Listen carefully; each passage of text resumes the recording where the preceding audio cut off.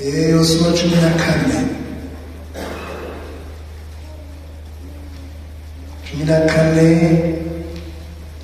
umurongo wa 6. 14 Yosuwa umurongo wa 6.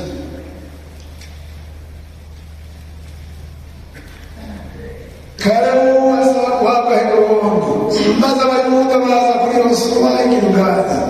Kalebu mwene Yefune w'Umukenizi aramubarira, turazi ibyo Uhoraho yatuvuze ko twe nawe, akabibwira Mose umuntu w'Imana turi Kadeshi Baruneya.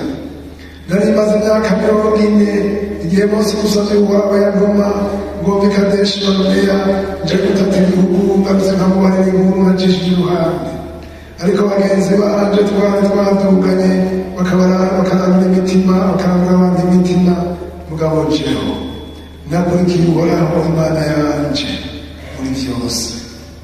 Maze uwo munsi nyene Mose arandahira ati nukuri igihugu wakandagiye mu kizoba ishavu yawe n'iy'abana bawe gushitsa ibihe byose, kuko wakurikiye Uhoraho Imana yanje muri byose. Kare barongera bati kandi Uhoraho yabaye ko barinda imyaka 45 nk'uko yavuze uhereye igihe yabaririye Mose iryo jambo. Abisirayeli bagatangura kuyerera mu bugaragwa, none uyu munsi maze imyaka 85 kandi uyu munsi ndacyafise inkomezi uko nari ndazifise kuri wa munsi Mose yantuma. Inkomezi zanje zari ziri ico gihe gitabara mu rugamba gatabaruka, n'ubu niko ziri. None rero uriya musozi Uhoraho yavuze wa Mose, ico gihe wumvise ko ari Abanaki kandi ko bafise ibisagara binini bizitijwe inzitiro z'amabuye, kumbure Uhoraho azoba kumwe nanje ndabaneshe nk'uko yambariye. Maze Yosuwa ahezagira Kalebu mwene Yefune amuha Heburoni gushamba, nuko Heburoni acika ishambu ya Kalebu mwene Yefune Umukenizi na bugingo n'ubu, kuko yakurikiye Uhoraho Imana y'Abisirayeli muri bingahe. Kandi Heburoni kera hitwa igisagara ca Araba uwo yasumba abandi Banaki bose, nuko igihugu gihabwa Imore. Kalebu mu bagabo bagurutse bava muri Egiputa, abagabo 598 baraguye. Baraguye barapfa. Igihe bidodomba Kalebu na Yosuwa ntibarimo. Amen. Igihe abantu basambana Kalebu ntiyarimo na Yosuwa. Igihe basenga Yashuri Kalebu na Yosuwa ntibarimo. Haleluya.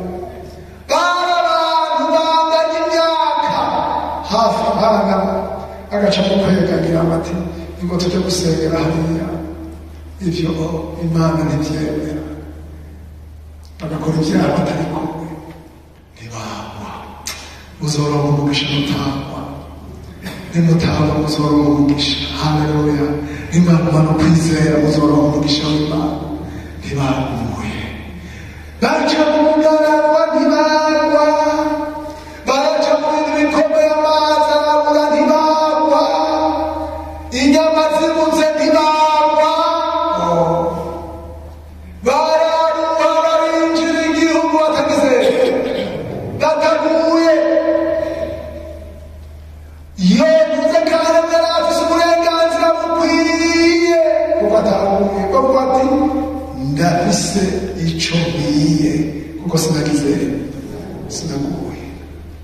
Yakoresheje ijambo rikomeye ngo nakurikiye Uhoraho Imana yanje muri byose, sinatirimutse. Barungitse abagabo basabwa imiryango 12 kuja gutata igihugu, abantu babaca baciye umutima wawe ariko bo bavuga badacishije. Abagore bumvise inkuru z'abagabo 10 ntiwarara barafite induru. Abagore uziko bazi no kurira bararitse, hanyuma abagabo bafata amabuye ngo batere Kalebu na Yosuwa. Ubwiza bw'Imana bwo bucuraza bati baba bari kumwe n'Imana. Arabati Yosuwa jewe ntunyihende impome zanje ziracakwiye kuko sinaguye nubwira ngo nakamba bariya banaki jewe ishambo yanjye ntegeka kwironga. Hari abantu batigeze baronka imigisha yabo mu Mana. Hari ibintu shetani yakubije wategeka gushika ukabironka kubera wabaye ikijoba. Kuko Yosuwa ntiyari yashoboye kugarura igihugu cyose. Yarwanya intambara bagasaza akabaheza gufata igihugu. Kandi baravuga ati none ko igihugu cyaje kitigaruriwe nabona Yosuwa ashaje, reka ndakubwira ko nja kuyifatira jewe. Genda mufate amashavu yawe. Fata amashavu yawe. Hari abantu ibafasha shavu yawe. Ningaza yigufate. Ati amen. Ukoni nkunda ndabimvi. Aha cyangwa ndekura. Wefa kubivuga gusa. Umenye ko Mose yagize. Yambaye. Kubera iki yagize? Yaguye. Umekunesha iminsi yose Mana. Umekunesha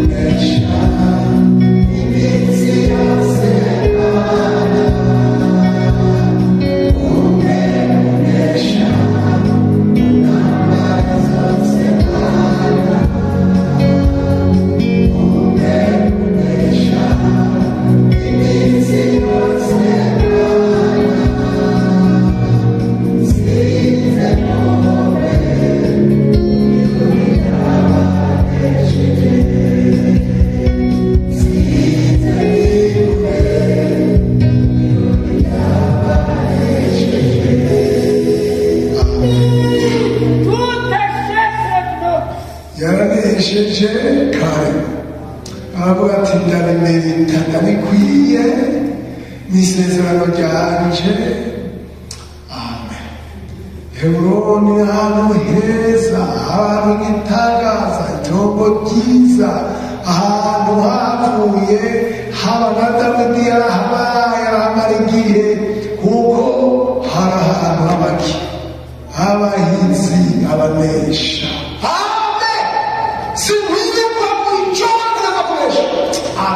Kandi niza kuvuga waba bose kora vuba. Abana gufata ibintu binwe munyenegwe. Hari abantu ugasanga rwose Imana ngo ntimutoze mwana ngo ntimuzogwa. Ntabwo utavuga kutazorogwa uvuga iki kintu uvuga ufise n'igiki.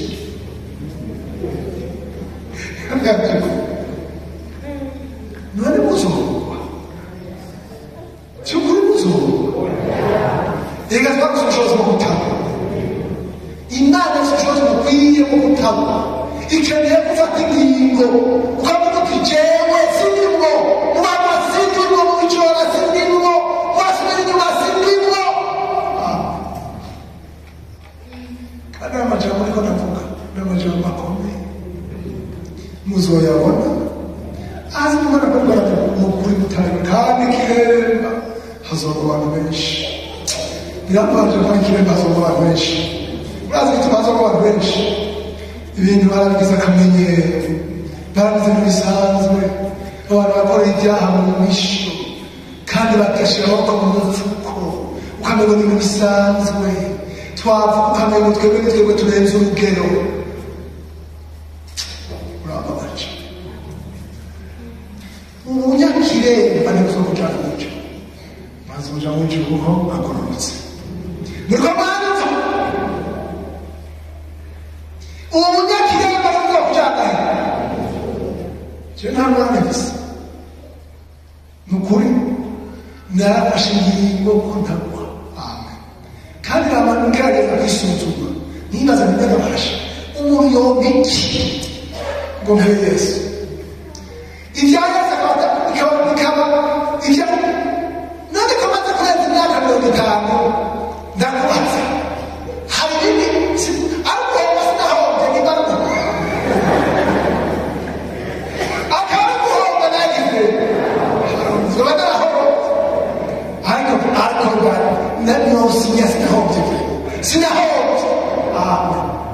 amen Yesu nashe imvira ikintu wumva ngo mpinduke cyangwa ngo basi ndambaye ibintu nambara amahera nambara igiti kagati tubiguhe hanyuma uzoheza uhinduke uzozura bwabwo bwe wawe rwose imvira nasanga byamba nabi isizoba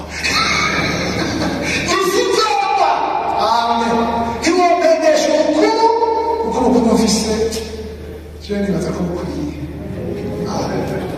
ariko brema fise umukuru amen kandi sinogenda gusinikira ngira kuja mu rugo rw'umukuru yaramumpaye Yesu kuko mvukana nkamuhamagara kandi mbizi ubwo mukuru usumukuru n'ubuhereje hagiye kumubwira ni Yesu ndaje ati ngo shaka kumviriza uwo wundi muntu asumba Yesu abandi bareka kumviriza ariko ndafise uwumviriza amen sinzoba amen bana bikire bakwimukizwa neza ukaba ufise ikindi kintu uvuga ngo reka ngire iki ni ukugira hari ibyaha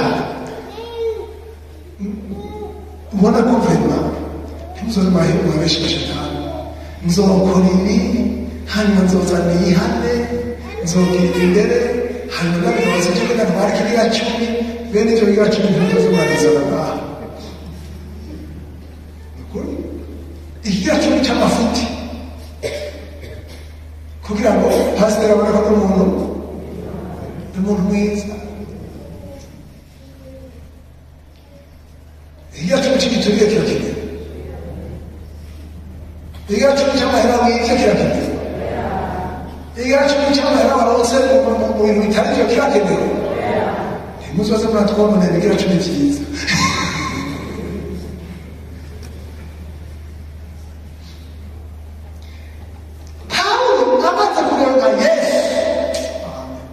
yaciye ahinduka umusatsi wa Yesu enfant de Jésus kuko yamenye Yesu ko arose ubutunzi bw'izere asa ngo kuko ikirenge cyo kumenya Kristo ibindi byose bagize narahebye narahoze nicyo gituma ahejeje asubira amaso ati sinaguye ati sinaguye muri ibi sinaguye cyangwa ko 39 sinaguye yamabuye bane sinaguye igihe bamutira mu gashuka k'amaraso sinaguye igihe inzoka yarya sinaguye amen tudahiro jewe Pawulo ko sinaguye none rero ndabika igitsiko cy'abagabo amen igitsiko cyo kugoroka n'igitsiko cy'abagabo cyitwa Stefanoza abantu barwanye abantu b'abagabo bakanisha amen Yesu nashimwe Muzamukwe ni minsi herezo ndabakabishije n'ikiremba ibi bizoza ibikomeye bizoza ntimuzamukwe hari kugaragwa tugiye kure gucamo nitwe tubabasigemo ntimuzamukwe mubwe amen hari Imana izotureka tugacamo ntimuze mugwe. Yesu nashe haraho murabona ukitegereza ukamubona w'ukirisi agasigara w'ukirisi kuko umunyakiremba niho bari babere agasigara w'ukirisi kuko kwita umunyakiremba. Muri Bibiliya ntabwo wanditse kiremba ari ko umuntu w'umunyakiremba akijijwe. Umuntu akijijwe n'umuntu yihanye agahera ibyaha kandi akagendana na Yesu. Imana irahezagire. Mukabona biratugoye tuzoje imbere y'Imana dusabe inkomezi nshaka. Nari gusoma hariya mu gitabo cy'Imana ya Yesaya igice 40 kubera ko bagomba kwita binini babako abiteze Uhoraho. Imisore izokwicana itembe. None iyo misore niyahe? N'imisore n'ikangara izogira ariko abiteze Uhoraho bazokabarira biyungura mu nkomezi. Ushobora kumva ageragezwa aho wagenda gutya utambuka ntudendebuke, hanyuma bikeneye ukiruka ntugire ntuhure, hanyuma bikeneye kwatikagira ikaguha amababa ugacuguruka. Umwanditsi umwe yanditse ngo hariho abantu ngo bahuye n'ibibagoye ngo baca basaba amabekiye, n'abandi baca bamera amababa bakaguruka, n'abandi bahitamo bekiye. Iyo bitagishoboka ko barambwiraga nibanonderere bekiye, uwe nawe ati Mana numeze amababa. Ibyo kugendesha amaguru byaheze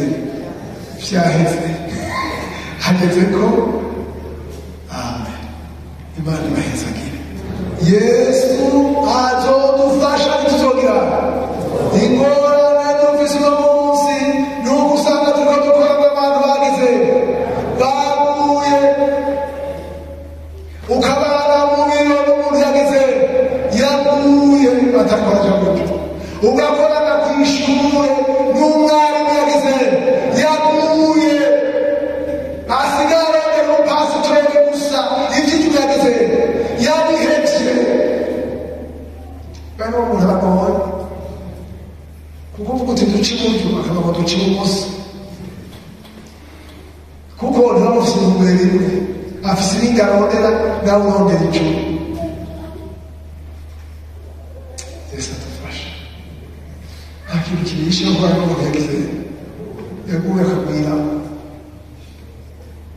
Abantu baratugora, nta kintu kibabaje nk'umuntu yihana ku muntu yaguye agiye kwiha impanuro bakamusubiza mu byaha. Imana idufashe ntituzobe baje kandi none turacana twaba tukigwa bamukirwa by'ukuri ntibamaze kuza ntibakoreye Imana kandi Imana yarabyanditse. Imana ibahezagire. Icegeranyo ntituzogere mbega abantu nagenda babwiye kandi amajambo muzoyabona.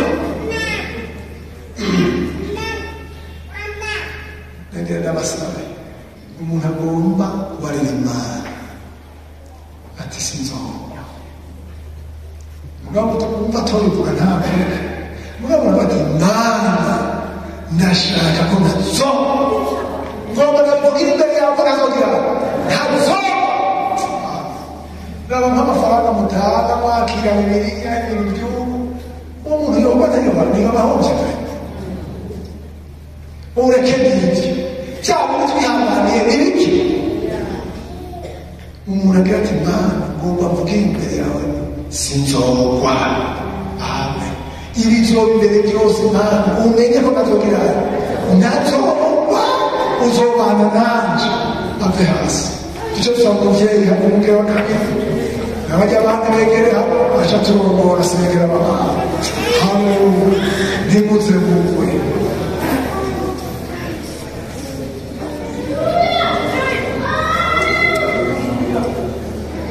Mana data twese mwinjira urakoze cyane, urakoze Mana kuri mugoroba mwiza ishimwe ry'Imana duhawe kumva amajambo mwami Mana y'ubuhanuzi, amajambo akomeye nk'aya. Mana data wa twese uri mu ijuru, urakoze Mana kw'iri shengero ry'Imana ryose ryumvise ibyabaye ku Bisirayeli, bari bararonse ibihe byiza, bari bararonse mwami Mana izina rikomeye, bava muri Egiputa abandi bagiriwe ubuntu n'Imana, babonye ibikomeye bikoze, mwagazi w'intama w'Imana, babonera ibikomeye mwami Mana ingene baje basa ikiyaga gitukura, barabatirizwa kuba ba Mose, bagaburirwa ivyo kurya vy'impwemu, mwagazi w'intama w'Imana, bariko abenshi muri bo Imana ntiyabashimye, baraheza barahondera mu bugaragwa, nico gituma ijambo ry'Imana mwami Yesu Kristo rimujira kakabisha ishengero ry'Imana mw'izina rya Yesu. Wiyumvira yuko ahagaze niyubare ntabwe, wiyumvira ko ahagaze niyubare ntabwe, ishengero ry'Imana mwami kubw'aya majambo y'Imana, umuntu wese yumvishije ugutwi kwiwe Mana data twese arumva mwami Mana umuyaga mubi, umuyaga wo kunaniza abantu